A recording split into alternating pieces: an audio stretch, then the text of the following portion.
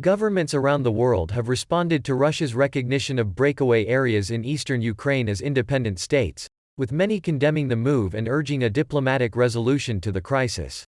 We must make it clear that an attack on Ukraine is an attack on the sovereignty of every UN member state and the UN Charter, and that it will be met with swift and severe consequences. U.S.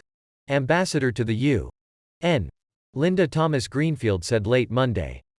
We continue to believe that the diplomatic table is the only place where responsible nations resolve their differences.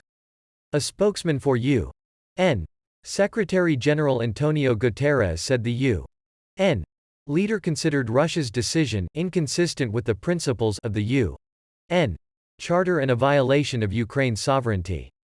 Turkey's foreign ministry issued a statement early Tuesday calling Russia's action a clear violation of Ukraine's political unity, sovereignty and territorial integrity. In Paris, French Foreign Minister Jean-Yves Le Drian condemned Russia's move and said it would be met with sanctions. European Union Foreign Policy Chief Josep Borrell said the EU would not deploy its full range of sanctions at this time, but would impose measures in response to Russian President Vladimir Putin's announcements from Monday.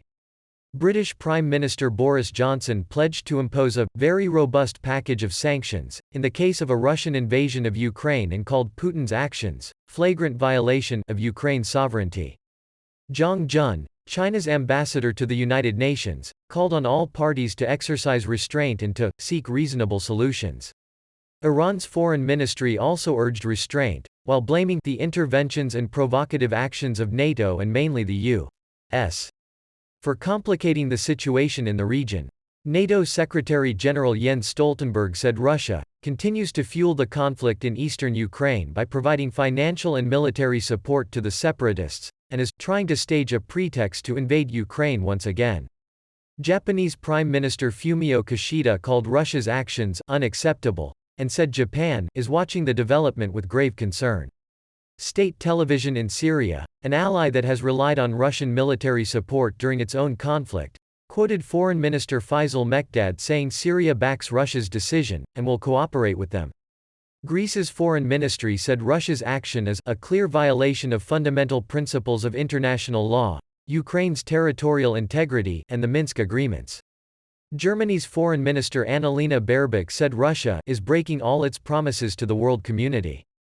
South Korea's foreign ministry expressed serious concern about the escalation of tensions along the Russia-Ukraine border and expressed its support for the sovereignty and territorial preservation of Ukraine.